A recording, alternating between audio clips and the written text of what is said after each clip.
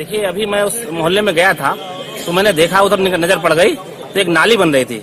नाली में जो ईंट लगाई जा रही थी उसमें श्री राम लिखा हुआ था। मुझे श्री राम से, आज श्री राम हर व्यक्ति के हृदय में है। पूरे भारत के अंदर नहीं, पूरे संसार में अगर चल रहा है, पूरे विश्व में चल रहा है, तो भगवान श्री राम का इसमें नाम चल रहा है। जय श्री राम के नाम से ईंट निकलता है तो उसे मुस्लिम भी लगाता है अपने घर में, उससे मस्जिद भी बनता है। मैं कितने मस्जिद को देखा हूं उस ईंट से बना। तो इसका मतलब वो नहीं है कि वो मस्जिद जय श्री राम के नाम से बना है तो मंदिर को तोड़ के ही बनाया गया होगा। नहीं, वो कंपनी अपना लोगो डालता है उस ईंट के अंदर। कोई भी कंपनी अपना लोगो डालकर उस चीज को बेचता है ताकि उसका नाम हो। इसका मतलब तो ये नहीं है ये सारे घर जो है मुस्लिम हिंदू का कब्जा कर लिया। तो 50 साल के बाद कुछ लोग अगर इस घर को तोड़ेंगे तो बोलेगा कि ये हिंदू का घर था, इस पर मुस्लिम लोग कब्जा किया क्योंकि ये जय श्री राम लिखा हुआ। आदाब, अस्सलाम वालेकुम। आप देख रहे हैं पोस्ट टीवी। अयोध्या में बाबरी मस्जिद और राम जन्मभूमि एक वर्षों से चलने वाली मुद्दा रहा है। भारत के अंदर ये लंबे समय तक चलने वाली एक मुद्दा थी। इस विवाद का इतिहास सदियों पुराना है, जिसमें धार्मिक, सांस्कृतिक, राजनीतिक और कानूनी पहलू शामिल है। आइए इस घटना को हम शुरू से अंत तक देखते हैं। बाबरी मस्जिद का निर्माण 1528 में मुगल सम्राट बाबर के सेनापति मीर वाकी ने अयोध्या में करवाया था। ऐसा कहा जाता है कि मस्जिद को राम जन्म स्थान पर बनाया गया जहां भगवान राम पैदा हुए थे।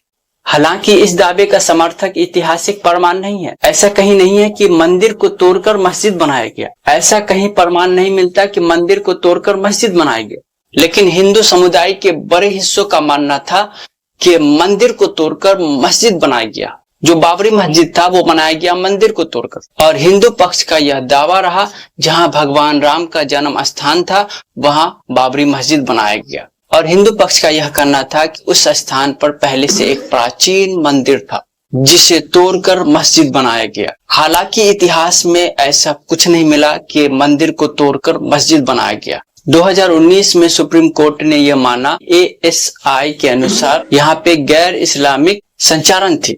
लेकिन इस बात का स्पष्ट नहीं निकाला जा सका। कोर्ट ने राम मंदिर के पक्ष में फैसला दे दी और मस्जिद के लिए अयोध्या में दूसरी जगह 5 एकड़ जमीन दी। 2003 में जब बाबरी मस्जिद की खुदाई ASI किया तो बताया गया कि उसके अंदर से हिंदू समुदाय के कुछ संरचना मिले, जिसको लेकर और विवाद बढ़ गया पूरे देश के अंदर। और कुछ लोगों का यह मानना था यह सत्य है और कुछ लोगों का यह मानना था यह असत्य है। 1853 में पहली बार हिंदू और मुस्लिम समुदाय के बीच बहुत बड़ा विवाद हुआ, जिस समय अंग्रेजी शासन था। 1859 में ब्रिटिश शासन ने इस विवाद को देखते हुए मस्जिद के चारों तरफ एक घेरा लगाया और बताया कि मस्जिद के अंदर मुस्लिम समुदाय के लोग इबादत करेंगे और मस्जिद के बाहर एक चबूतरा बनाया और बताया इस चबूतरे पर हिंदू समुदाय के लोग इबादत करेंगे। और ये चलते आ रहा था। उसके बाद क्या हुआ, फिर 1949 में अयोध्या में स्थिति और बिगड़ते हुए दिखी। 1949 की रात एक ऐसी रात गुजर रही थी जिस रात में मस्जिद के अंदर राम भगवान की मूर्ति को ले जाकर रख दिया गया। और जब इसके बारे में लोगों को पता चला तो और विवाद बढ़ते हुए नजर आया, जिसको लेकर मस्जिद के अंदर ताला लगा दिया गया। मस्जिद के अंदर मुख्य गुंबद थे, उस मुख्य गुंबदों के नीचे मूर्ति डाला गया।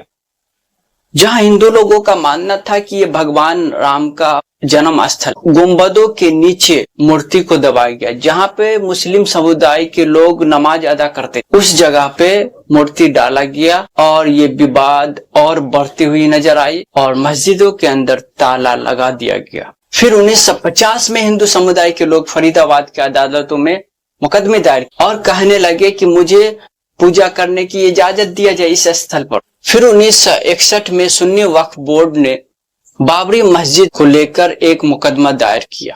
1984 में विश्व हिंदू परिषद ने राम जन्मभूमि को मुक्त करने के लिए एक आंदोलन शुरू किया।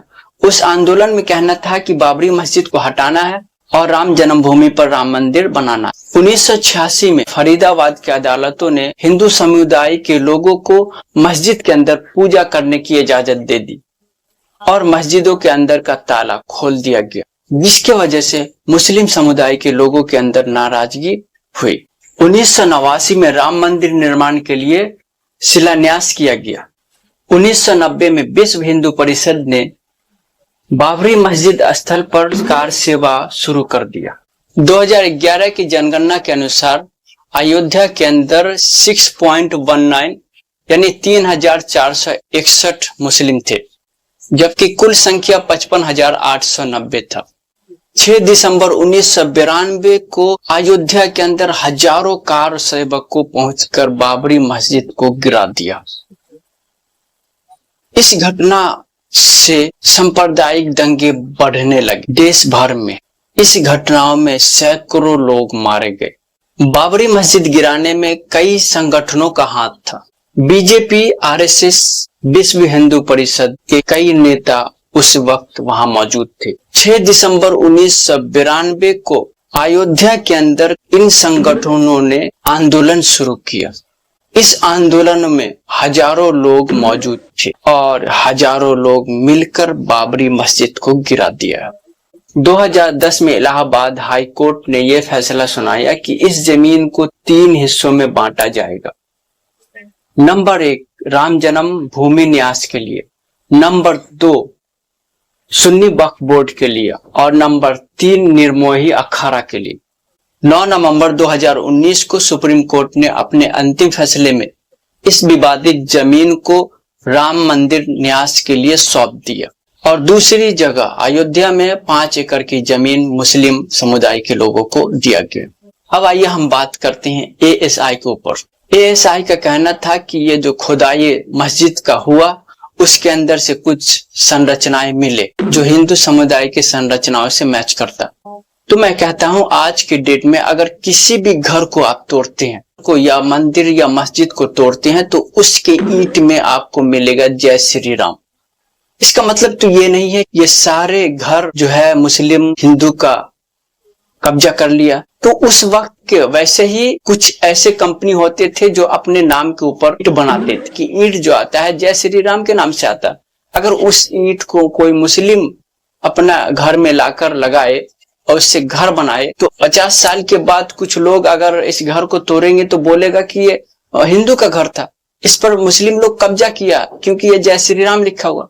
तो ऐसे किसी चीज को सेटिस्फाइड नहीं कर सकते। तो उसी तरह उस टाइम में कुछ ऐसे मिले जो उनके आकार पे मिलता था। अब ऐसा भी हो सकता है कि वो कंपनी उस आकार का निकालता रहा होगा जो उसको घर में भी लगाया गया और मस्जिद में भी लगाया गया।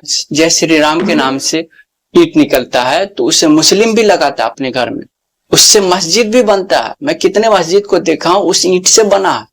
तो इसका मतलब वो नहीं है कि वो मस्जिद जय श्री राम के नाम से बना है तो मंदिर को तोड़ के ही बनाया गया होगा। नहीं, वो कंपनी अपना लोगो डालता है उस ईंट के अंदर। कोई भी कंपनी अपना लोगो डालकर उस चीज को बेचता है ताकि उसका नाम हो। उसी तरह कंपनी के ऊपर डिपेंड करता है वो किस टाइप का लोगो डाल रहा है। कितनी जगह तो ऐसा भी लोगो है कि जय श्री राम लिखा हुआ, जय श्री राम का पिक भी है, यानी ईंट के ऊपर पिक्चर भी दिया गया। इसका मतलब ये नहीं है कि उस ईंट से जो घर बनाया है तो उस पर कब्जा किया हो गया हो। तो इस बातों से हम दूर रहें। इससे पहले मैं आगे वीडियो में बताया भी हूं कि कुर्सी के लिए कुछ भी कर सकता है, किसी हद तक जा सकता है, आपको लड़ा सकता है, आपके बीच मोहब्बत को नफरत में बदल सकता है। पढ़े लिखे हैं, आप एजुकेटेड है, आपके अंदर समझ है, तो आप किसी के भड़काव के ऊपर नहीं आ सकते हैं। आप समझ सकते हैं कि मामला क्या है। आज जो बेरोजगारी का मामला है उसको छोड़कर किसी और की तरफ ले जाया जा रहा है।